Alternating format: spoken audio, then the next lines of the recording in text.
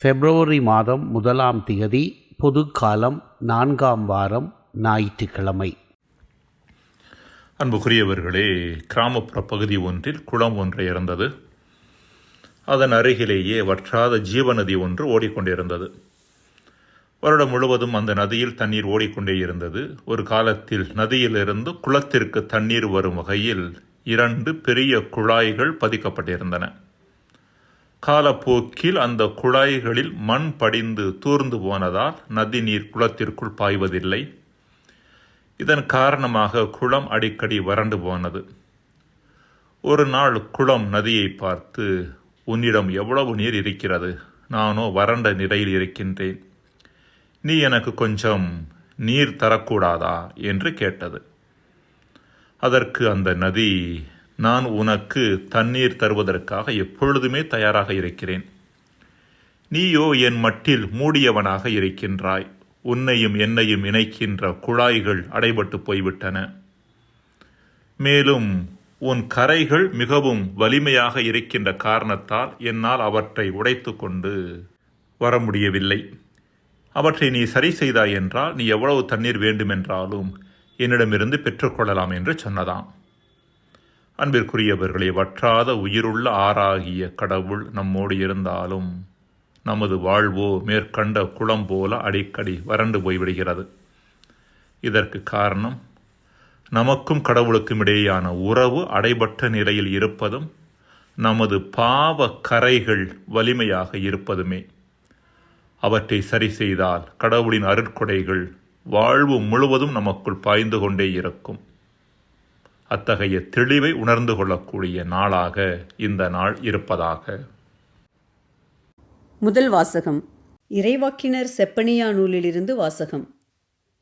அதிகாரம் 2 இறைவசனம் 3 மற்றும் அதிகாரம் 3 இறைவசனங்கள் 12 முதல் 13 முடிய.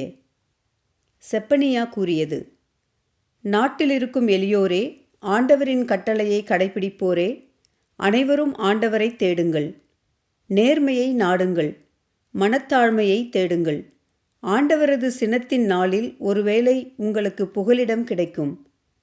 ஏழை எளியோரை உன் நடுவில் நான் விட்டு வைப்பேன். அவர்கள் ஆண்டவரின் பெயரில் நம்பிக்கை கொள்வார்கள். இஸ்ரேலில் எஞ்சியோர் கொடுமை செய்ய மாட்டார்கள்.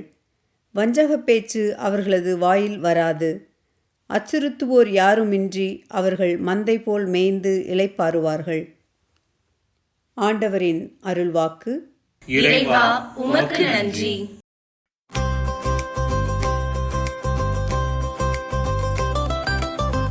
ஏழையரின் உள்ளத்தோர் பேறு பெற்றோர், ஏனெனில் விண்ணரசு அவர்களதே. ஏழையரின் உள்ளத்தோர் பேறு பெற்றோர், ஏனெனில் விண்ணரசு அவர்களதே. ஒடுக்கப்பட்டோர்கான நீதியை நிலைநாட்டுகின்றார். பசித்திருப்போர்க்கு உணவளிக்கின்றார். சிறைப்பட்டோர்க்கு விடுதலை அளிக்கின்றார். ஏழையரின் உள்ளத்தோர் பேறு பெற்றோர், ஏனெனில் விண்ணரசு அவர்களதே. ஏழையரின் உள்ளத்தோர் பேறு பெற்றோர், ஏனெனில் விண்ணரசு அவர்களதே.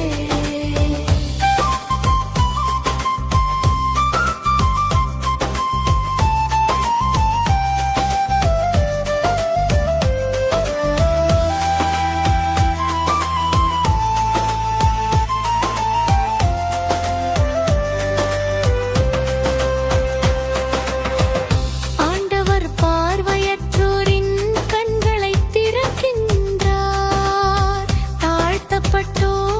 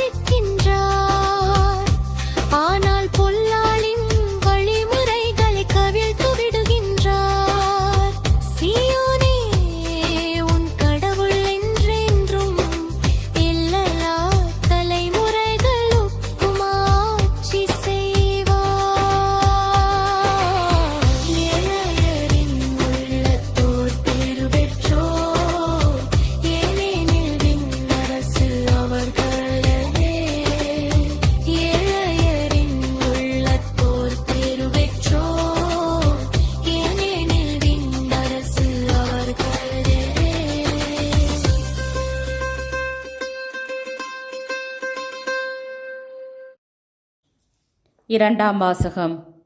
தூய பவுல் கொரிந்தியருக்கு எழுதிய முதல் திருமுகத்திலிருந்து வாசகம்.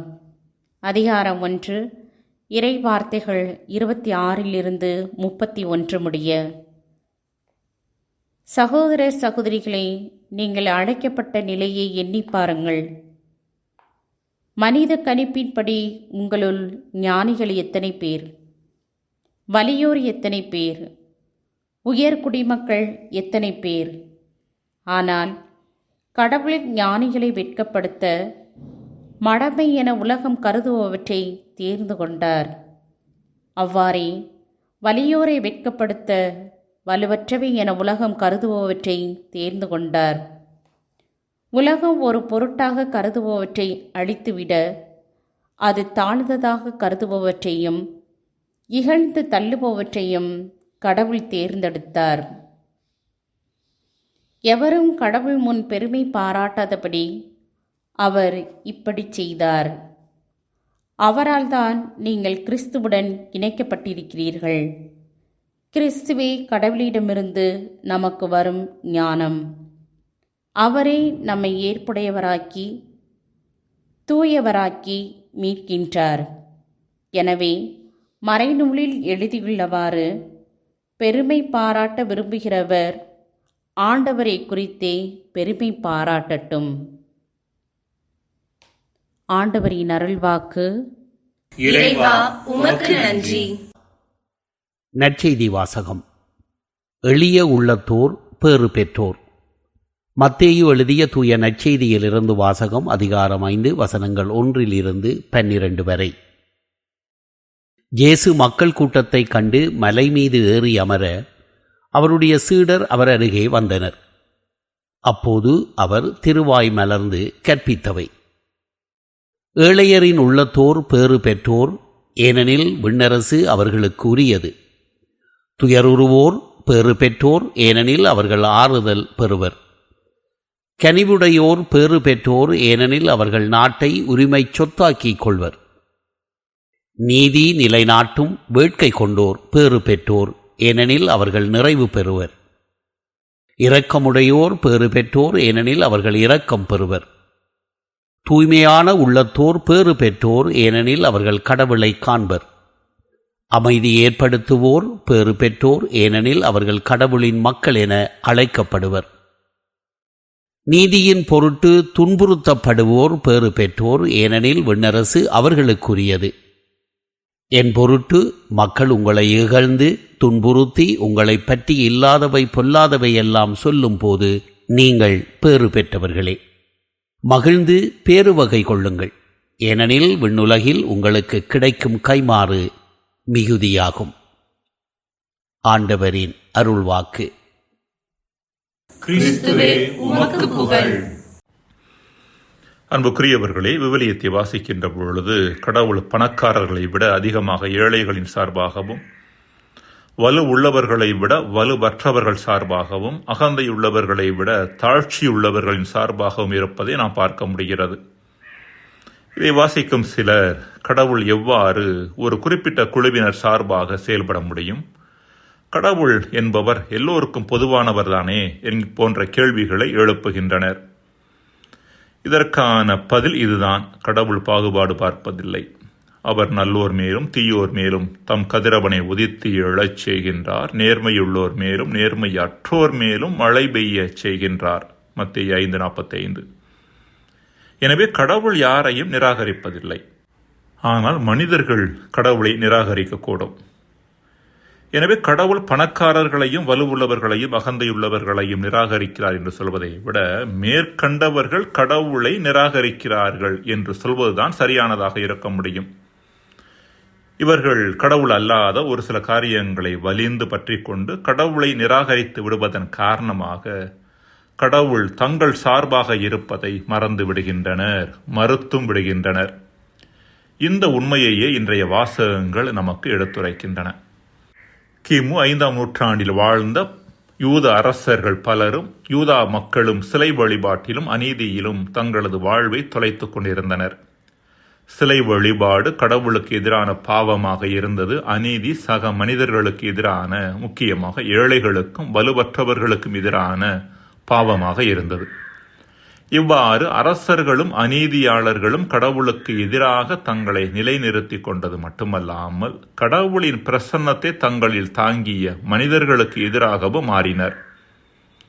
இத்தகைய சூழ்நிலையில்தான் கடவுளின் வாக்கு செப்பனியா இறைவாக்கினர் வழியாக வெளிப்படுத்தப்பட்டது. கலகம் செய்ததும் தீட்டுப்பட்டதும் மக்களை ஒடுக்கியதுமான நகருக்கு ஐயோ கேடு.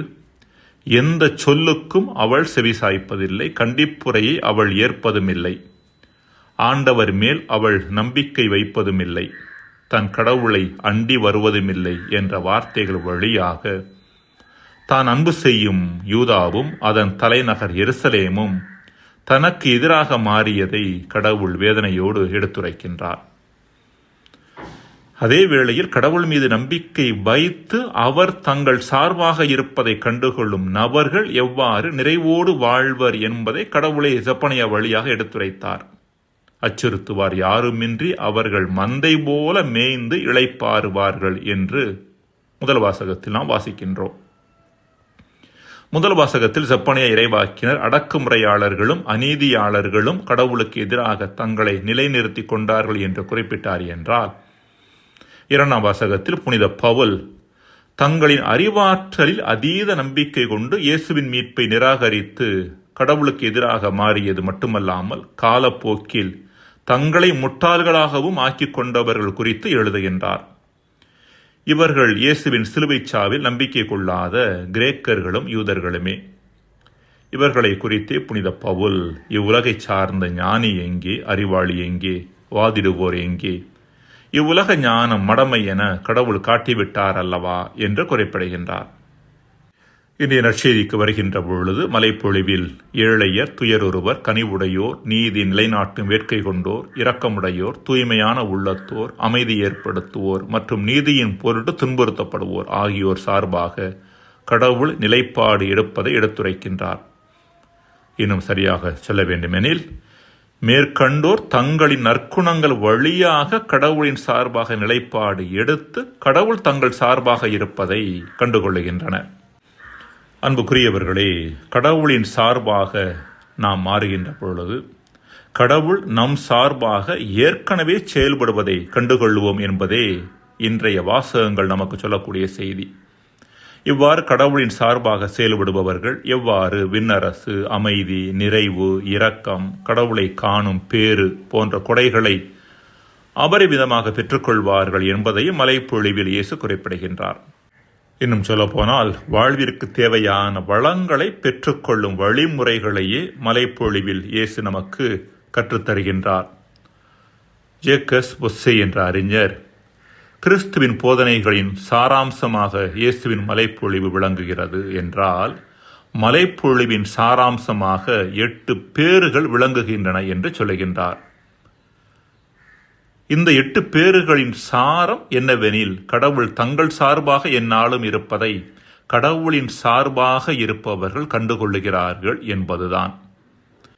எனவே அன்பிற்குரியவர்களே, கடவுள் நம் சார்பாக இருக்கின்றாரா இல்லையா என்பது அல்ல நாம் கேட்க வேண்டிய கேள்வி. நாம் கடவுளின் சார்பாக இருக்கின்றோமா என்பதுதான் நாம் கேட்க வேண்டிய கேள்வியாக இருக்கின்றது. மன்றாடுவோமாக. இறைவா, உம்மோடு உடனான எம் உறவை தொடர்ந்து சரிப்படுத்துவதன் வழியாக எம்மோடு இருக்கும் உம்மை கண்டுகொள்ள நீர் அள்ளி வழங்கக்கூடிய வரங்களை எமதாக்கிக் கொள்ள எமக்கு வரம் தருவீராக. ஆமேன். எளிய உள்ளம் படைத்த நாமும் பேறு பெற்றவரே, இறையரசு என்றும் ஏழைகள் நமக்கே பேறு பெற்றோமே. எளிய உள்ளம் படைத்த நாமும் பேறு பெற்றவரே, இறையரசு என்றும் ஏழைகள் நமக்கே பேறு பெற்றோமே.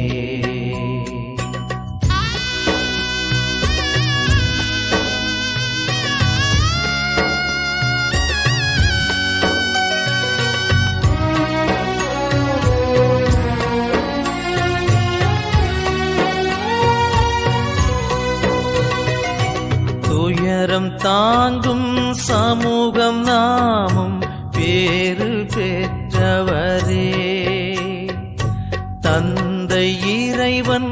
ஆறுதல் தருவார் பேறு பெற்றோமே. துயரம் தாங்கும் சமூகம் நாமும் பேறு பெற்றவரே. தந்தை இறைவன் ஆறுதல் தருவார் பேறு பெற்றோமே. சாந்தமுள்ள மாந்தர் நாமும் பேறு பெற்றவரே. இந்த மண்ணின் மைந்தர் என்றும் நாமே பேறு பெற்றோமே. எளிய உள்ளம் படைத்த நாமும் பேறு பெற்றவரே. இறையரசு என்றும் ஏழைகள் நமக்கே பேறு பெற்றோமே.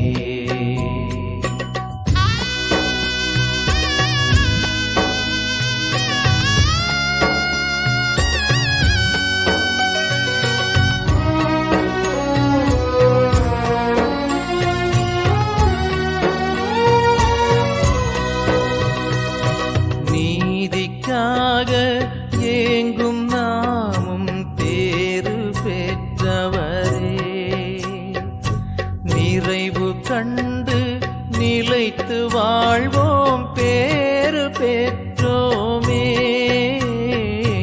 நீதிக்காக ஏங்கும் நாமும் பேறு பெற்றவரே.